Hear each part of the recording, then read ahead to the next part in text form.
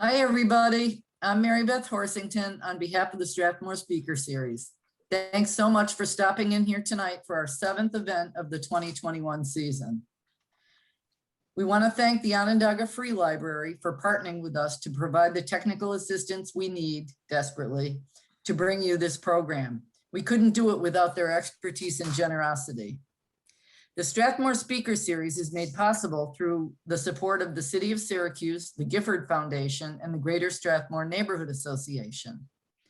Our guest speaker tonight is Dennis Connors, a historian with an impressive knowledge of Central New York history and culture. He will talk about 3 generations of the Lyman Smith family, which is well known for SmithCorona typewriters and L.C. Smith shotguns. Mr. Connors was the executive director and curator of the Onondaga Historical Association for many years and has worked in historical agencies since 1972. He was the supervisor of historic resources for Onondaga County Parks and served as executive director for the Landmarks Association of Central New York. Mr. Connors was a contributing author for the New York State Encyclopedia Project and has authored and edited 6 books on Syracuse history. He has a degree in history from SUNY Buffalo with a concentration in museum studies.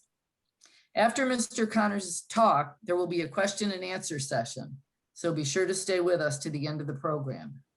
And now, please welcome our speaker, Dennis Connors. Thank you, Mary. We'll just get our slide set up here. I'm going to take care of that, Scott, so I don't hit the wrong button. I do have a script that I'm using this evening because I don't want to leave anything out. So if I'm keep kind of glancing to the side, that's the reason why. But the main thing is for you to look at the images in this PowerPoint, so you don't really need to pay attention to where I'm looking.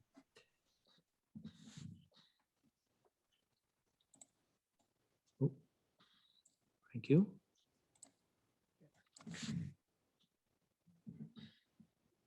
Well, I tried to come up with this sort of provocative title because about the fortune made with Syracuse typewriters and really other venues as well. But how this money kind of moved around and wound up, some of it trickling down to a Latin band leader in Hollywood and also to an order of nuns in Central New York. And that'll sort of play out as we go along here.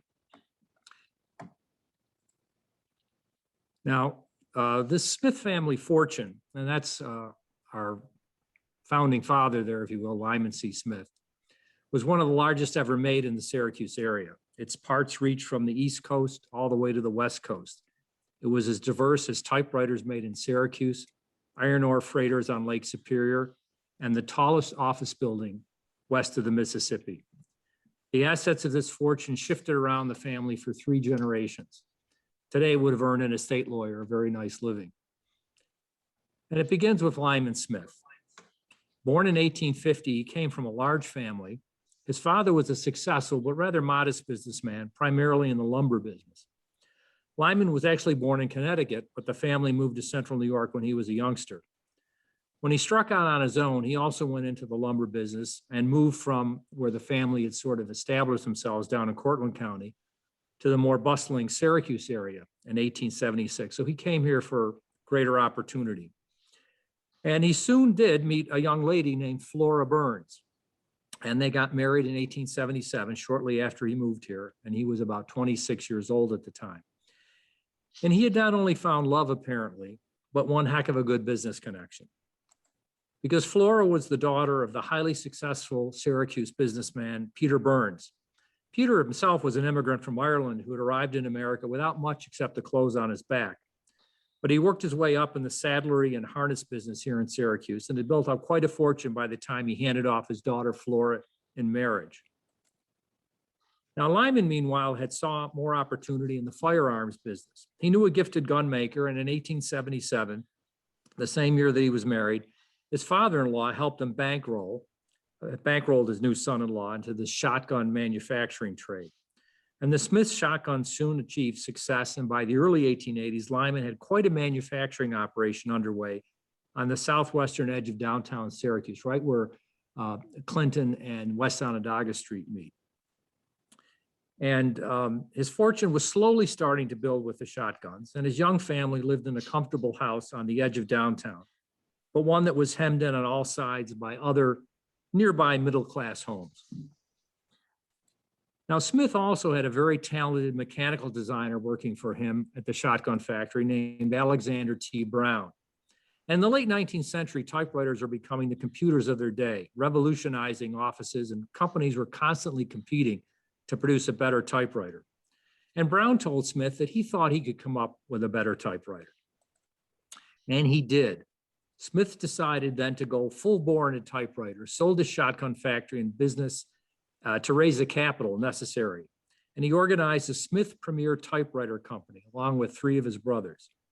And they built a new factory for the typewriter, and over the next few years merged with a number of other manufacturers to create what was called the Union Typewriter Company, the largest typewriter manufacturing monopoly in America by the 1890s. So the money was really starting to flow in now into Lyman's pockets, and there was more than enough money there to acquire a much more prestigious home. So in 1895, the Smiths bought a 19-room mansion on James Street. It was just about 12 years old at that time, a 12-year-old stone chateau setting on about 4 acres. Now, it had originally been built in 1883 by a man named Howard G. White, the well-off son of Hamilton White. You may know Hamilton White from his house, which still stands on Fayette Park. Well, this was a son.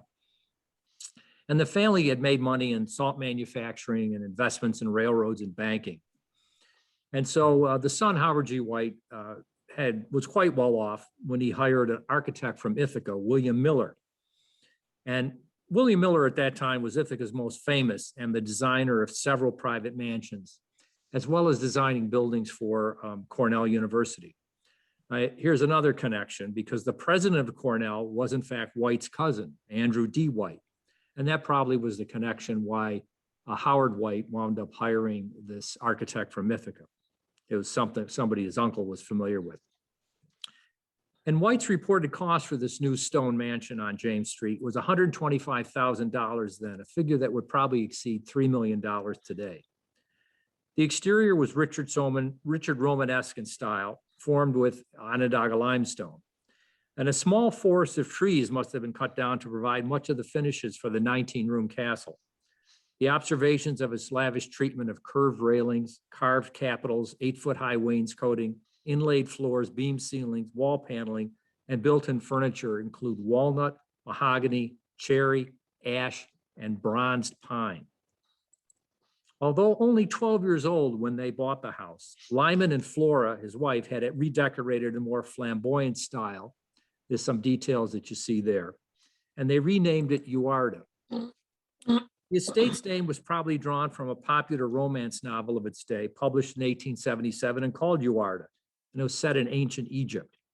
And in the story, Uarta is a young princess who is the central character in the novel. And the translation of the name is said to mean most beautiful flower in the land, which was the intention of the Smiths, to make their home the most beautiful in Syracuse. Now, at this time, at the time they moved into the house, they had one child, a 15-year-old son named Burns, on the left there. And one can see here the influence of Flora. Her name was Flora Burns. And she used her maiden's name for her son's first name. And in fact, Flora, whose father's money really had gotten her husband started, Flora will play a strong role in the family's finances until her death. 2 years after buying Uarta and moving in, a second child was born named Flora Bernice Smith. Again, the Bern showing up. She was 17 years younger than her only sibling, her brother Burns Lyman. In 1903, Lyman and his brothers bolted from that typewriter trust to form a new independent company, L.C. Smith and Brothers, to produce what they thought would be an even better machine, one where the typist could actually view the keys hitting the paper and instantly see their results. Now, Smith is now becoming one of the wealthiest men in central New York. His lifetime fortune will be estimated in excess back then of $28 million, or something in the neighborhood of $720 million today, $750 million. But it was not all from typewriters, however. Lyman and Flora had also invested in banking, steel, shipbuilding, electric railways, real estate in Seattle, and even a fleet of Great Lakes freighters. One that was launched in 1902 actually bore his name, the 550-foot-long Lyman Smith, christened, by the way, by his 5-year-old daughter, Bernice. Lyman and Flora were also community leaders, especially involving area charities. Lyman was serving on the board of Syracuse University and donated enough money in 1902 to begin their School of Engineering, complete with a building on the campus still called Smith Hall. But they also enjoyed their large steam yacht on Lake Ontario, a private family hunting camp, large greenhouse on their property with prize orchids, and an expensive automobile, and so on and so forth. Their son Burns was, of course, had grown up to be a young man at this time, and he was helping in his father's business, serving sort of as his private secretary. And meanwhile, Burns, the son, also got married in 1905 to Virginia Haberly, she, of course, of the local Syracuse brewing family. And they wound up living in a house right next door to Uarta, and had started their own family. And they would wind up having 2 daughters, one named, of course, what else? Bernice, and the other Virginia, named after her mother. The 1915 census at this particular time records these 4 members of Burns' immediate family, Burns, his wife, Virginia, their 2 daughters, living in residence here, and also lists 4 servants living in the residence. English-born Mary Davis, who was listed as a nanny, Canadian-born Mary Paul, listed as a trained nurse, Sinagachi Haga, the Japanese-born chef, and James Samamiya, the family's 26-year-old Japanese butler. These would be the only Asian-born servants listed on James Street during its golden age. Most of the servants on James Street were always of Irish ancestry for the most part. Now, the Smith family had real estate investments, as I mentioned, on the West Coast, which may have accounted for the origin of the sort of trans-Pacific employment arrangement of 2 Japanese residents at its property. Lyman and Flora's other child, young Flora Bernice, was still a young child attending private schools at this time, where her brother had married, started his own family. And Flora Bernice's parents are extremely protective, reportedly fearing she could be kidnapped and held for ransom. So servants were told never to let her out of their sight. And a maid, Mary McCarthy, was hired to take care of her. Mary would become her closest companion for the rest of the maid's life, until Mary, the servant, died in 1949. Now, in 1910, the end of that decade, things began to get a little complicated for the Smith family because Lyman takes ill and dies at the fairly young age of 60. And interestingly enough, apparently no will is found, a real surprise because of his numerous business interests and several living brothers. Rumors are that his son Burns may have destroyed it so as to keep the family fortune intact in the immediate family. And most of the family wealth and business connections does fall under the control of Lyman's wife, Flora. Meanwhile, right at this time, the family had a major real estate venture underway in Seattle on the West Coast. It had begun by Lyman, but was now left to his son Burns to finish. Lyman had been invested in Seattle real estate for years, and the year before his death had decided to erect a 14-story office building on a parcel that he owned in Seattle. His son Burns encouraged him to think bigger, however, than just 14 stories.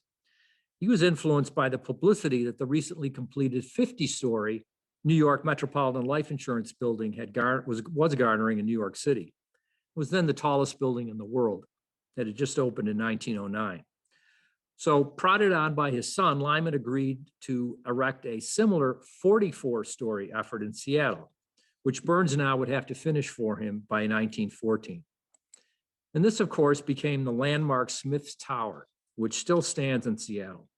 When finished, it was the tallest building west of the Mississippi River and remained the tallest building on the West Coast until the Seattle Space Needle overtook it in 1962. The architects for this landmark in Seattle were actually from Syracuse. They were the architectural firm known as Gagan and Gagan. These were actually architects that had graduated from Syracuse University and did a couple of the buildings on the SU campus as well. Although dwarfed today by much taller and newer skyscrapers in Seattle, the quirky Smith Tower remains a beloved Seattle landmark. built with about $1 million of Syracuse money. It has a lush interior, and its tower even features an unusual apartment. You can see the tower here at the top, this sort of pyramid. And then here's the inside of that space, which is actually a private residence. And the top floor holds a famous reception room decorated in an evocative Chinese style. The historic photo of the room makes another connection back to Syracuse. This is not some sort of Oriental display here. This is actually the Smith wheel displayed in the center, that was displayed in the center of the room back in the early 20th century. And let me explain why that wheel is there. Despite finishing the tower, Lyman's son Burns was apparently not doing too well in the West Coast real estate game after his father had died. And his Smith uncles held all the significant positions at the typewriter company already, Lyman's brothers, who were still all involved with the typewriter company. So like a good mother, she's wondering what to do with this erstwhile son of his, what she can get him sort of involved with. So her mother steps in and asks her brother, Willis Burns, to give her son a job back in Syracuse. Willis now was a former mayor of Syracuse, but he was also a successful owner himself of the Syracuse Malleable Ironworks, which made castings for agricultural equipment. And this facility sat at the corner of Geddes Street and the Erie Canal over here. And of course, today that would be the intersection of Geddes Street with Erie Boulevard. There's a gas station on that location right now. Now, fortunately for the younger Smith, Burns, he went to work there after returning from Seattle in 1914. Fortunately for the younger Smith, the company develops a highly successful automobile / truck wheel, just as the auto industry is taking off back then. And even more fortunately, his uncle died in 1915, just 1 year after he comes back from Seattle. So Burns takes over the entire wheel business. And so more money and assets start flowing into the tightly held Smith family, controlled essentially by Flora, the widowed mother, and Burns, her son, the widowed mother of Lyman Smith. Now, this sort of expanding fortune now even includes that uncle, Willis Burns, the former mayor. When he dies, his James Street home is passed along to his sister, to Flora. She winds up keeping ownership of the house, but she has her son Burns move in. So she can tear down that former house that he lived in next to Uarta and expand the Uarta grounds. So this is the house that Burns moves into after his uncle died. And here's just one image of the interior there. It was not quite as elaborate as Uarta. It was a little more newer, a little more recent than the Uarta house. Now, by this time, we're up to 1915 now. Lyman's daughter, Flora Bernice, and of course, Lyman has been dead for 5 years. Lyman's daughter, Flora Bernice, is now about 19, and she's still living, of course, at Uarta under her mother's tight reins. She's very involved with local charities like the Red Cross and likes to travel. She travels often.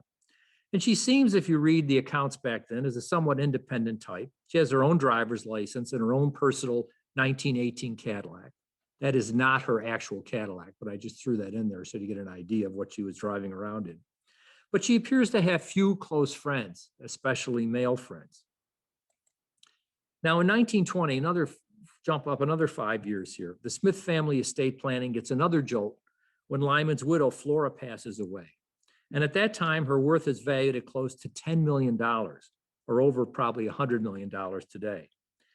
And she leaves about $200,000 to some charities and friends and a few distant relatives, but the majority of her estate is split 50-50 to her two children. Her 40-year-old son now is really loaded and free from any lingering parental control.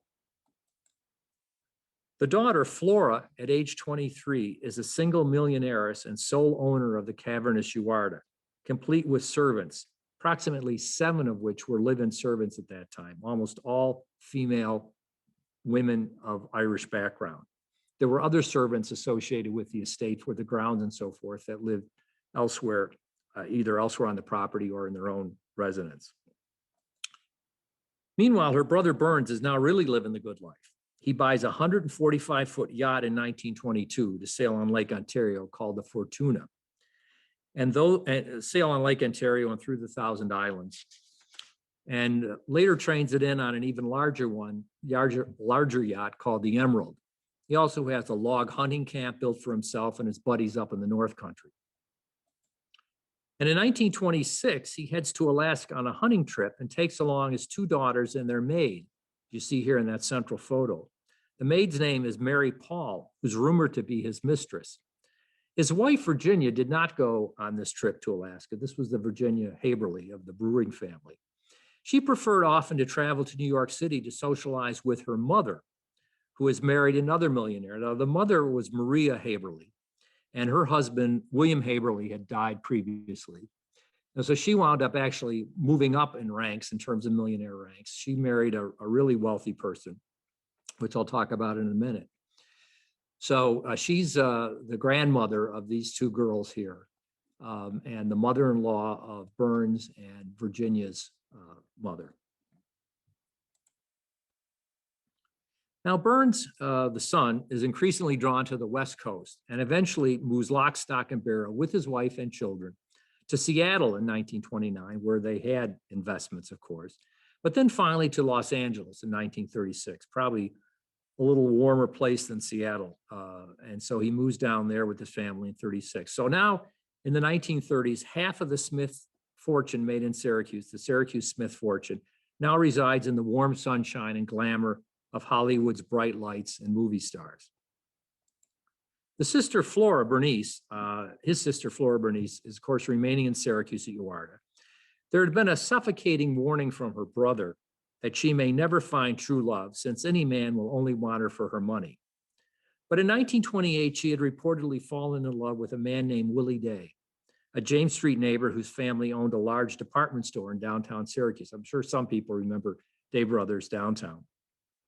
But tragically for Flora Bernice, Willie suffered a burst appendix in New York City while she was out of the country traveling in Europe.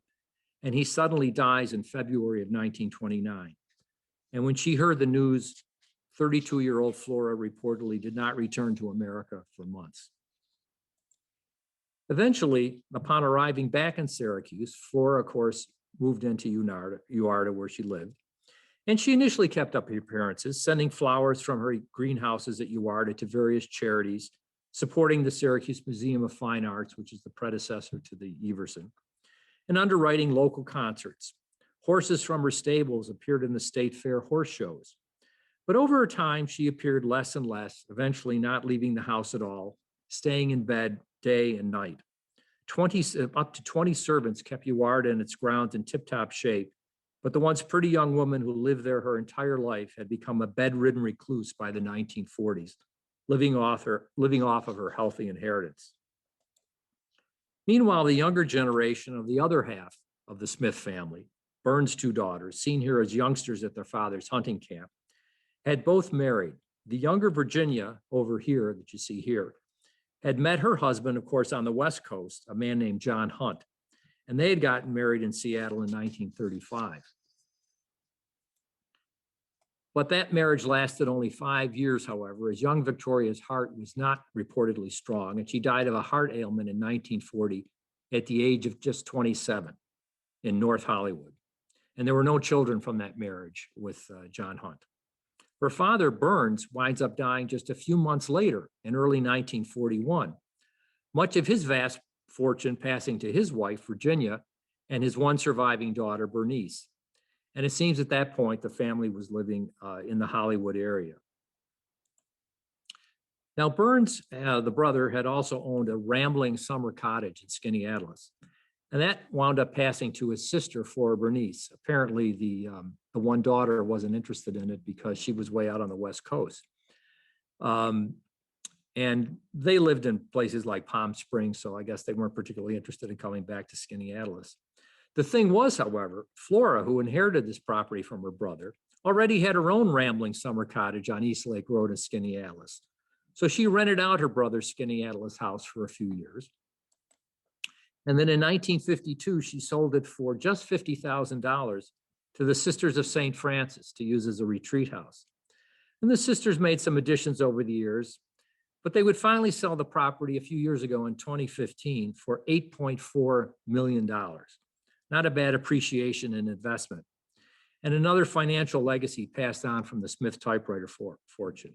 Unfortunately, that house that you see here in the upper portion of that photograph, that house was torn down in 2019, just a couple years ago. And apparently the property is going to be divided up and resold for new housing, I guess. So by 1941, the immediate Smith family was down to just three: the recluse Flora Bernice, ensconced in Uarta, the widow of Burns, the former Virginia Haberly, and of course the daughter Bernice, the daughter of Virginia and her husband Burns. So meanwhile, Bernice is an attractive young lady, as you can see there, but she had divorced her first husband, a man by the name of Stuart Gaines. That marriage had occurred secretly in 1930, but it really lasted only 18 months.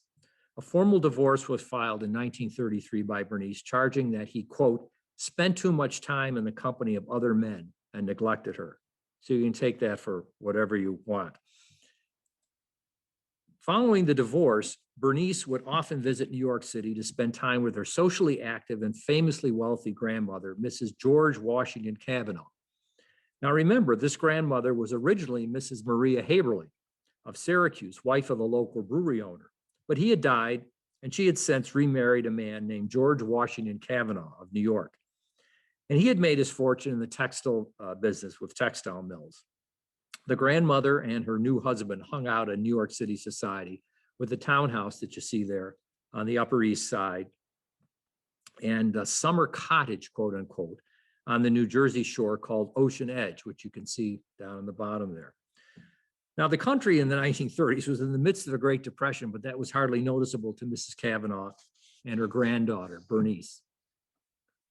And no doubt on one of her visits to New York City to see her grandmother, Bernice had occasion to be seen at the fashionable Rainbow Room on top of the new Rockefeller Center, which had opened in 1934, perched at towering 65 stories above fashionable Fifth Avenue. And it certainly was a place to be seen for New York's upper crust, even though the country was in the middle of a depression. And a man with a stage name, Eddie Lebaron, had just been hired with his orchestra to be the house band for the Rainbow Room. There's a nice portrait of Eddie, and you can see here on the Rainbow Room show advertisement, there he is, Eddie Lebaron and his rumba band. Now, Eddie's real name was Eduard Albellini de Gastin. He was originally a Venezuelan, but he had been raised in Mexico and educated in France. And in 1939, Bernice had fallen in love with Eddie, and they eloped to Westchester County and were married, much to the dismay of her grandmother. Bernice eventually enticed Eddie to relocate to Los Angeles about the time that her father, Burns, died in 1941. And Bernice now has access to even more of the Smith fortune, of course, once her father had passed away. And with this asset, she helped her husband buy and reopen one of the city's most famous nightclubs, the Trocadero, on the Sunset Strip. This was a famous hangout back then for Hollywood stars of that era, including people like Bing Crosby, Cary Grant, Henry Fonda, Judy Garland, Lucille Ball, Desi Arnaz, and Jean Harlow. But that glamour of the Trocadero was short-lived, however, when Eddie was temporarily arrested as a draft dodger during World War II. But it turns out it was just a clerical misunderstanding due to his complicated citizenship status. And he is soon cleared, joins the Army, and actually serves in the Army. The nightclub at the time, though, winds up being sold during the war. But Eddie resumes his career after the war, even appearing kind of as himself as a Cuban band leader in a 1956 episode of I Love Lucy on TV. And at that time, Eddie and Bernice were living in the very fashionable Brentwood neighborhood of Los Angeles, right next door, in fact, to the actor James Garner. Brentwood sounds familiar. That's, of course, where the infamous O.J. Simpson murder took place. Now, Bernice is, of course, a wealthy heiress, and she inherits even more Smith typewriter wheel money when her mother, Virginia, finally dies in 1916. At Bernice and Eddie's home in Palm Springs, where they have moved from Brentwood. Their Palm Spring home would later be owned by Gene Autry, according to one source. So this was Lyman's, or Burns Lyman Smith's wife, and she lived until 1960. But again, at that time, she had just the one daughter. So whatever fortune she has passes to them. Now, as the decade of the 1960s begins, the immediate Smith family, begun by Lyman way back in 1877, is now down to just two people. Bernice, the granddaughter of Lyman, living in sunny Southern California, and her aunt, Flora Bernice Smith, back in Syracuse. Well, not exactly in Syracuse. Flora had been living the lonely life of a bedridden recluse in the sumptuous Uarta setting on James Street, surrounded by her numerous cats and her servants. This is a view of the back of Uarta showing some of the landscaping of the grounds. And this is just one of many, many, many hand-painted murals that decorated Uarta. But of course, by the 1950s, as we're approaching now, America was in the height of the Cold War. Children were taught to hide under their school desks in case of a nuclear attack, duck and cover. Some of us may remember actually doing that. And the story goes that Flora Bernice decided that Syracuse would be a much more likely target in a nuclear war than, say, Skaneateles, where she already, of course, had a lakeside estate. So Flora Bernice decides to move permanently to Skaneateles in 1956. She's only 59 years old, but is virtually bedridden. So actually is physically moved out to Skaneateles in an ambulance. And she asks that the windows be covered with newspapers. Uarta itself is soon sold and demolished, probably the most intact mansion on James Street. It was only 74 years old, had only been lived in by two families, and had never been converted. A lot of the James Street mansions before they were torn down got converted into offices, broken up into apartments, kind of got somewhat run down.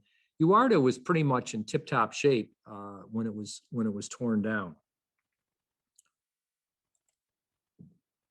Flora Bernice lives about another 10 years out in Skaneateles, even hosting dinners at her Skaneateles house, although she never leaves her bedroom, apparently. Guests eat in the dining room, served by several servants, and then visit with her after up in her bed. And this was actually personally told to me by an individual who had participated in one of those dinners out there and said, you know, afterwards we would get up and she'd be propped up in bed and would visit and chat back and forth with people, but never actually came down for dinner in the dining room. Flora herself now, Flora Bernice, eventually passes away in 1966. Leaving a 13-page will to divide up over her estimated $4 million estate. That's $4 million back in the 60s. Almost 1/4 of the estate, over $1 million, is lost to state and federal taxes. Of the remainder, the local press reports that, quote, Miss Smith's principal beneficiary is her niece, Mrs. Bernice Smith de Gastine of Rancho Santa Fe, California, whose husband, Eddie Lebaron, is a former band leader, and he has now become a real estate developer in California. But Bernice and Eddie don't get it all, however. Florida designates just $750,000, $750,000 as a trust for her niece, probably worth about $5.5 million today. She leaves another $500,000 and all her jewelry and personal effects and the Skaneateles property to Bertha Harder, quote, her friend and companion for many years. Her earlier friend, Mary, had passed away, and this Bertha had kind of come and filled in. And she leaves various smaller amounts to servants and nurses that she knew.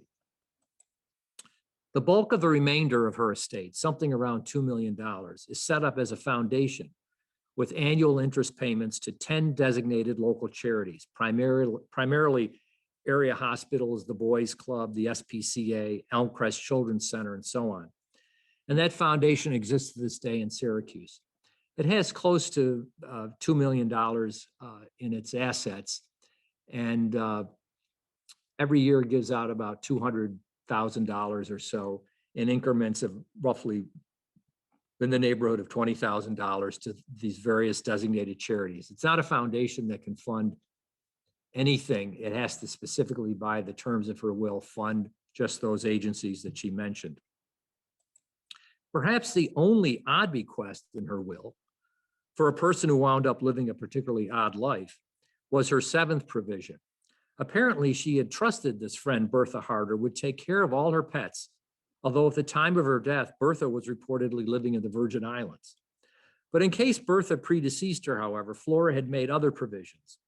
And that seventh provision allowed for $10,000 to be paid to a local veterinarian. That was because if Bertha predeceased her, it would be for, quote, in the will, the express condition that this veterinarian care for my pets, including my parrot, for the remainder of their natural lives. She apparently had a number of cats and, of course, this parrot. After Flora Bernice's death in 1966, Lyman's original family is down to just one, his 58-year-old granddaughter, Bernice, now residing in Rancho Santa Fe, a Tony development near San Diego, with her husband, Eddie. But Bernice lives only another 5 years, passing away in 1971. And the balance of the trust fund set up for her by her aunt reverts to the foundation, the Flora Bernice Smith Foundation. But Bernice, I'm sure, had enough other money that she had inherited from her mother, her grandmother. I'm sure that Eddie did just fine after his wife died. And I imagine indication seems to be that he stayed in California.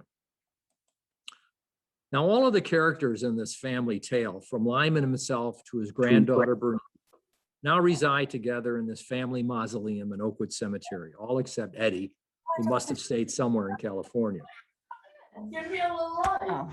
In summary, the extended Smith fortune earned in Syracuse from shotguns, typewriters, automobile wheels, perhaps some $10 million in those days, through a series of family fortunes and misfortunes, got spread all over the U.S., from yachts on Lake Ontario to iron ore freighters on Lake Superior, from estates in Skaneateles to nightclubs on Sunset Boulevard in Hollywood, from mansions on James Street to a skyscraper in Seattle, and from an engineering school at Syracuse University to a hunting camp on the edge of the Adirondacks.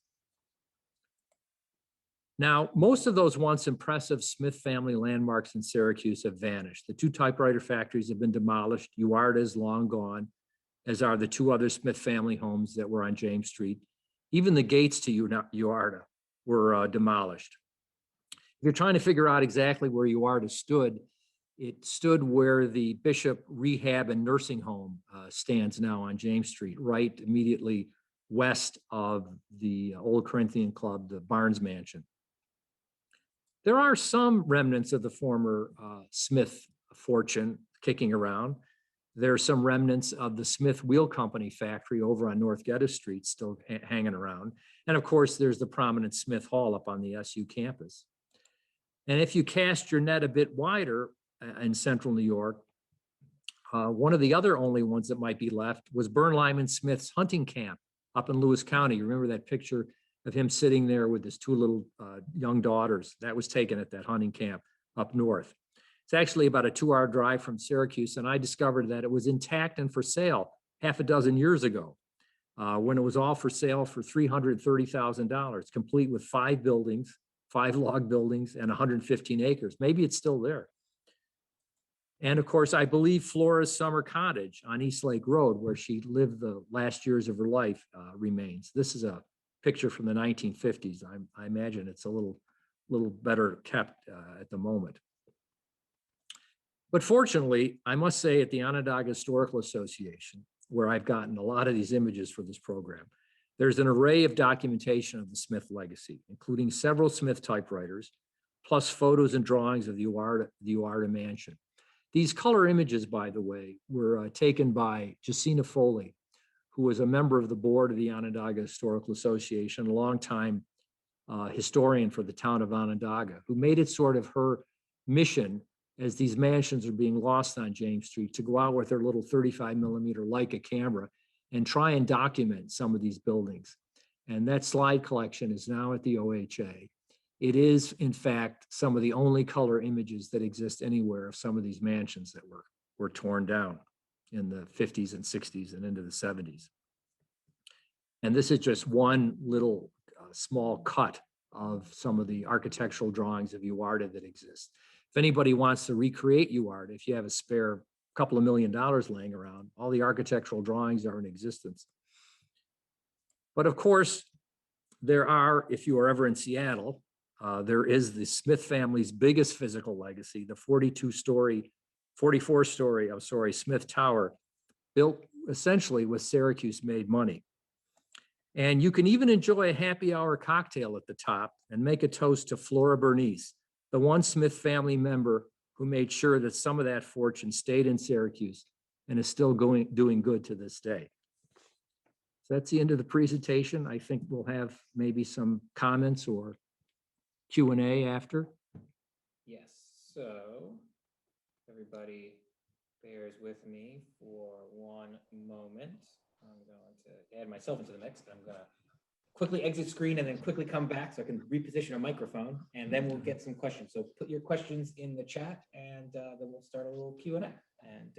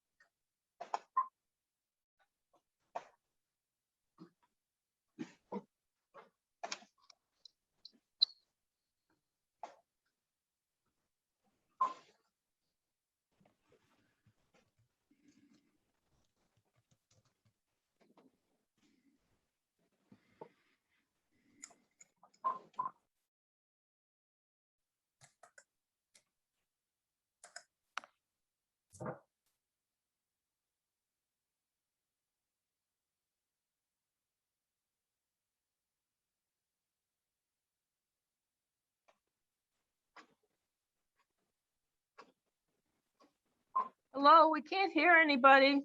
I know, we can't hear. Now it's okay. Thank you.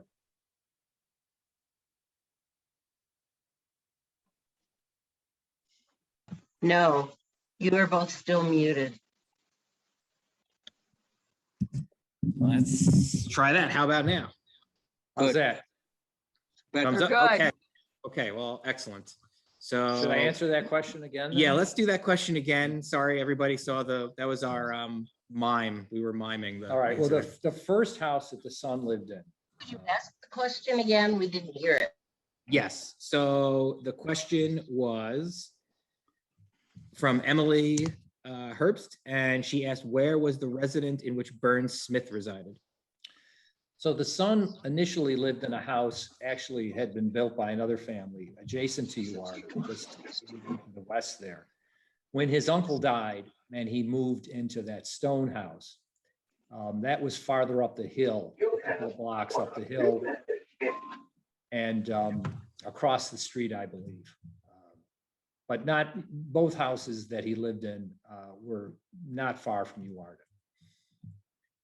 Okay, so our next question comes from.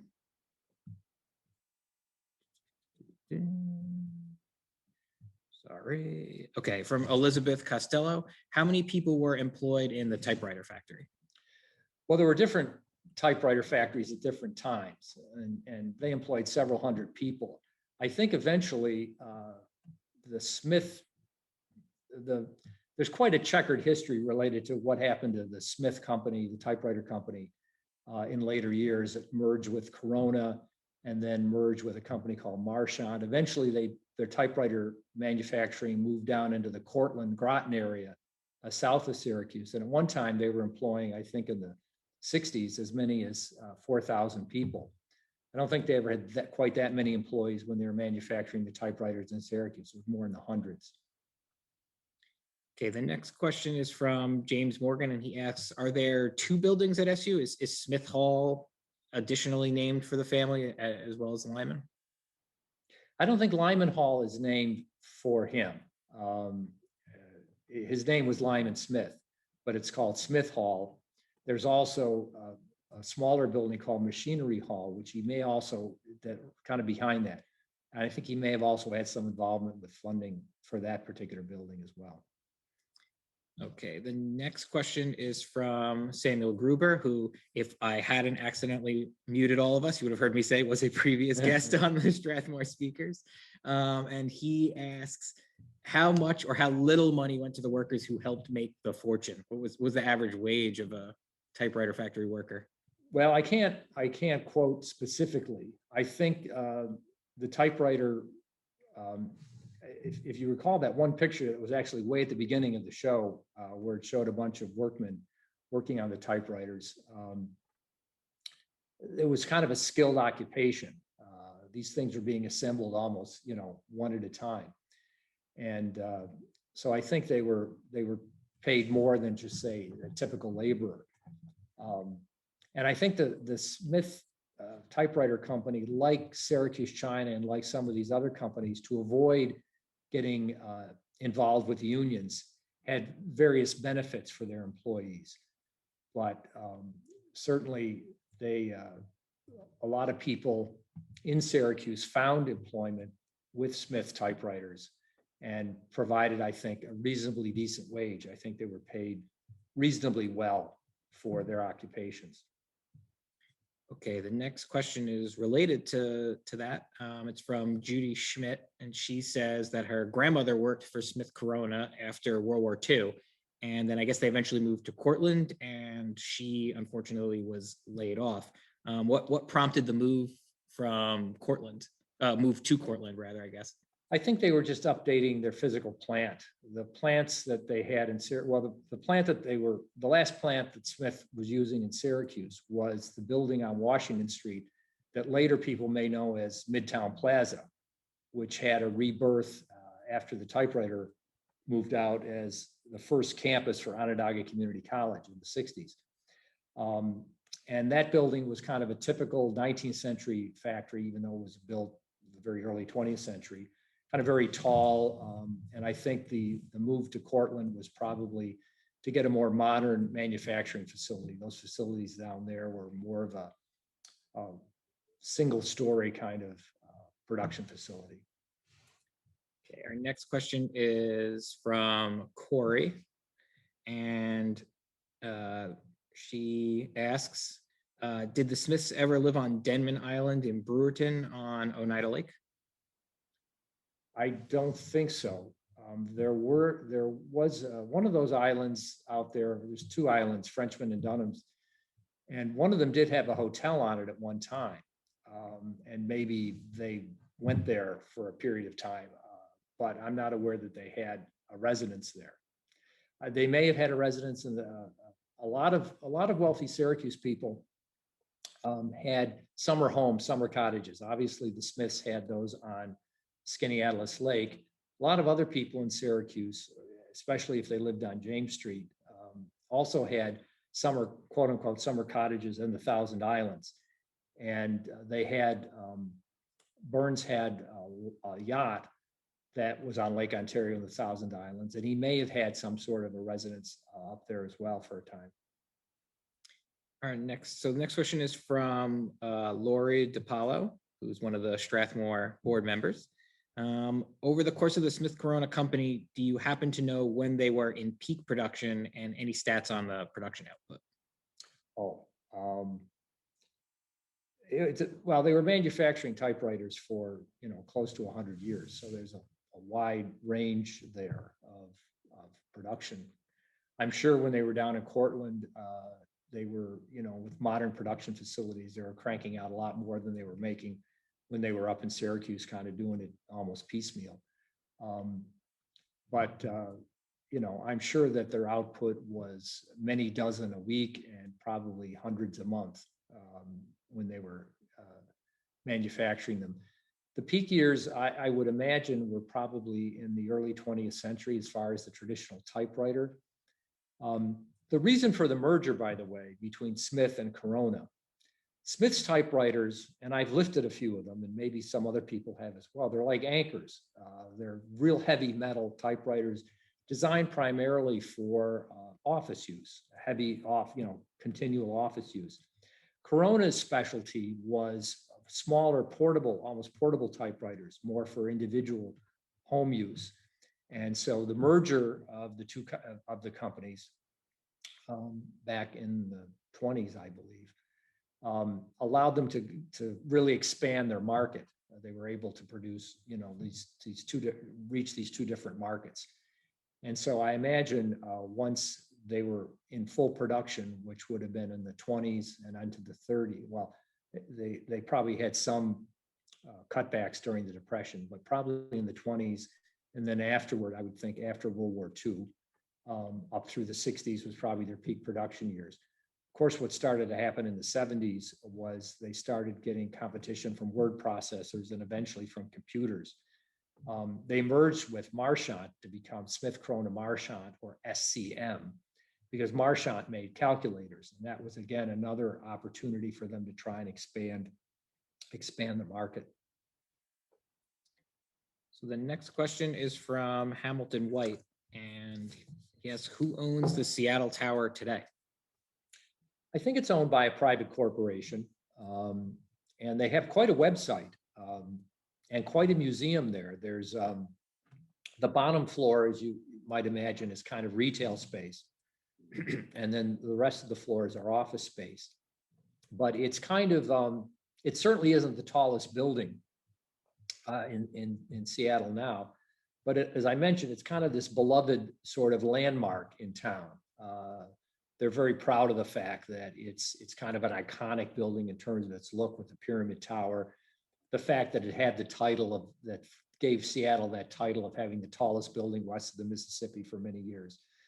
And so they have developed part of the building as a museum. There's a portrait of Lyman Smith in there.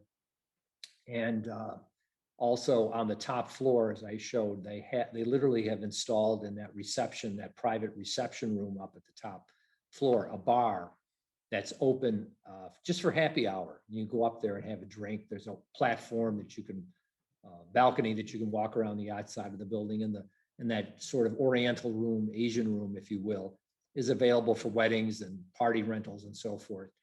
So it's kind of, it's not a hotel like the Hotel Syracuse or whatever, but it kind of has that association that different visitors or people that live in Seattle can go upstairs, they can visit the museum, unlike a regular office building that you wouldn't have reason to go into unless you particularly had business in one of the offices in there.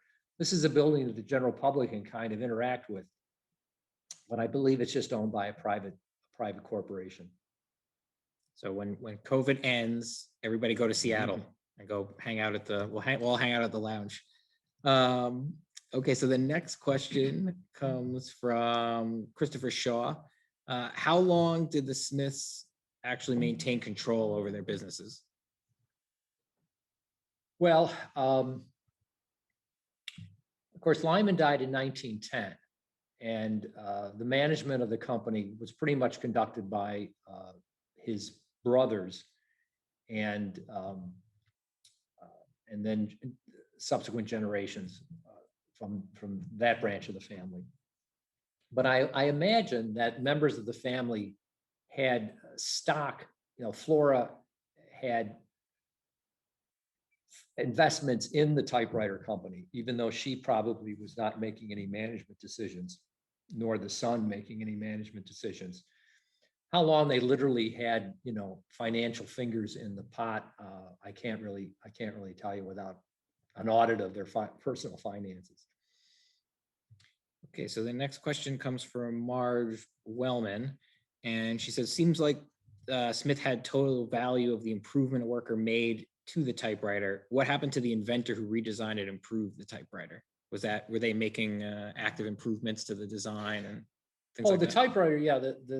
For example, each of the typewriter series, the Smith Premier typewriter and the LC Smith and Brothers typewriter, went through several iterations as they worked on improvements. A lot of them are numbered. The Smith Premier #1, the Smith Premier #2. The fellow that got them started, Alexander T. Brown, he was quite the inventor and industrialist himself, and has patents for many other products. He was also one of the driving forces in getting the Franklin Automobile Company off the ground. And but he was not involved in developing every single typewriter. As it went along, the company had other engineers and mechanics and so forth that worked on improving the typewriters as they went along. But I imagine that the after Brown, the patents and the rights to the typewriters were held probably by the company because it was their employees that were developing the designs. Okay, so the next two questions are from Kevin Reap. And the first one is, there's an unused church at the corner of South Ave and Onondaga Street. I believe the front stained glass window was donated by a Smith. Is that correct? And he said the theme of the window was was militarist in tone. Who created the window? The window in the church, I'm not familiar with that particular window. It possibly could be a Keck window made in Syracuse. I don't think the Smith family were members of that particular church, but there were a lot of Smiths. I mean, he had three brothers that were involved in the typewriter company, and they had children. And so kind of like, I see Hamilton White's question popping up there.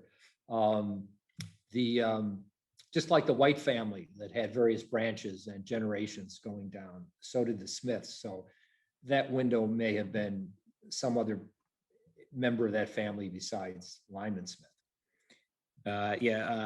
Sam Gruber actually put in the chat that if it's the church on West Onondaga, that's Trinity Episcopal, that was built in 1914 to 15. He says he knows some of the windows there, later ones mostly, are by Henry Keck, stained glass studio, and there is a National Register nomination on that building that probably details them, so you could probably find it on. That is, yeah, that's Trinity Episcopal on that intersection. Yeah. Okay, so then the next question, also from Kevin Reap, is since this is the Strathmore speaker series, weren't the Lymans once interested in living in the Strathmore area? Maybe somewhere around Onondaga Avenue. And if they did not, why did they not? Because we will take that very personally. Oh, that is true. There are stone walls that run along Onondaga Avenue and run along Bellevue. And when this area was being developed in the very late 19th century, this area was just sort of opening up as the streetcars kind of started to get expanded out. And the story goes that, remember, it was the mansion in Uarta was not built by Smiths. They had been living somewhere else, sort of on the south edge of downtown. When they started looking, when they had accumulated enough wealth that they started looking to expand their residence. And so the story goes that he was interested in that area. Bellevue Heights is what it was kind of referred to at that time. And supposedly the story was he was responsible for building those walls to sort of create a perimeter for an edge for his property. Then the story goes that, and I couldn't find any hard documentation on this. There wasn't a nice newspaper article that says this is exactly what happened. But the story goes that his wife, Flora, decided that that was a little too far afield, a little too out of the way, and that she preferred to be a little more where the center of activity was, the center of social activity, which of course back then was on James Street. That was where the wealthy and the elite of Syracuse lived. And so supposedly, according to the story, Flora wasn't really interested in being way out in Bellevue Heights, wasn't known as the Strathmore area yet. And so they zeroed in on looking at James Street. White was interested in selling his house. They looked at Uarta, which was a pretty substantial house, and said, okay, why don't we just buy this? And it's kind of ready-made, and we're right here in the center of things on James Street. I mean, that's the story that I heard.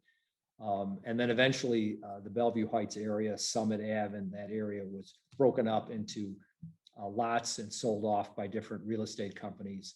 And those houses filled in up on Summit along Bellevue, and eventually reaching back toward the park, which was really when the when the reservoir, the Woodland Reservoir got built and the Wilkinson Reservoir, Hiawatha Lake stopped being part of the water system, and that area was landscaped and turned into Upper Onondaga Park. That's what really generated a lot of interest in this area for people to move in and build residences and so forth.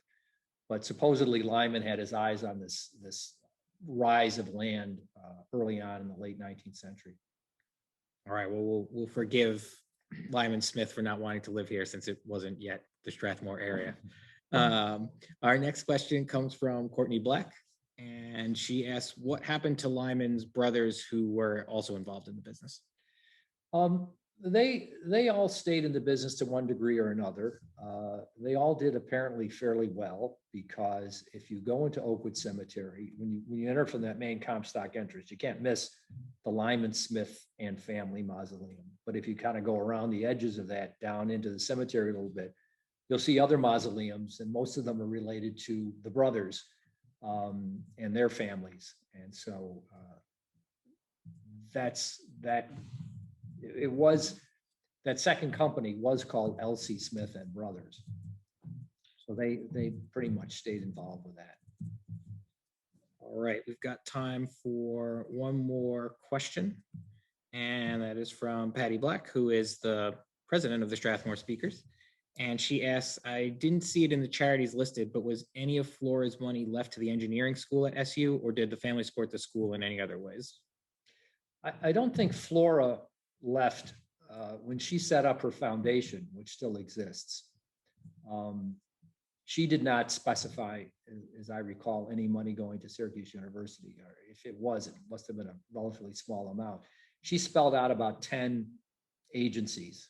I didn't list them all on that particular slide, but actually you can go and dig up online the foundation. It's actually run by a law firm. I think it's the McKenzie law firm here in Syracuse, manages that foundation and makes the disbursements. They're kind of like once a year to those different organizations. There was no will supposedly for Lyman's estate.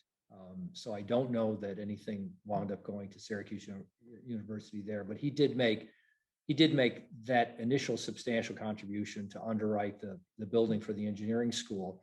And I'm sure when he was on the board of the university, there were other gifts that were made over time, but I don't know whether there was an ongoing legacy. It really, except for Flora Bernice setting up her foundation, there was not a huge track record of when those people passed away, those people that part of the Lyman Smith family, the children and grandchildren, the son, I should say, and the grandchildren, of leaving money to many institutions in Syracuse. But Lyman did support a lot of stuff when he was alive. Flora did as well. And of course, left the legacy of her foundation, which still exists.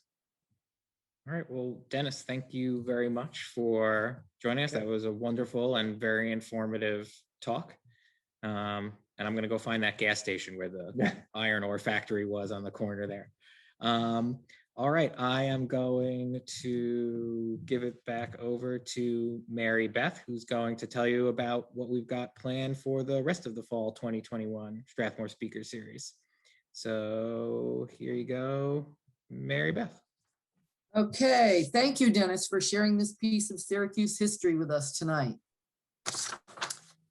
And the Strathmore Speaker Series programs are usually scheduled for the second Thursday of the month. Our next speaker program will be on Thursday, October 14th at 7 p.m. Please join us for an evening with Eric Persons, the co-founder of Central Current Incorporated, a new nonprofit, nonpartisan, and independent digital news agency based in Syracuse. Eric will discuss the Central Current project and the role of local journalism in creating an informed and engaged citizenry. We hope you'll join us to learn more about this groundbreaking project. On November 18th, our guest speaker will be Jennifer Stroman Galley, a professor of information studies at Syracuse University's iSchool. She's an expert on social media and online interaction, and the title of her talk will be Facebook, disinformation, and the digital pollution of presidential politics. Mark your calendars for November 18th for that event. You can find updates on the series at our website, strathmorespeakers.com. And I want to thank you for joining us tonight. We hope to see you again in October.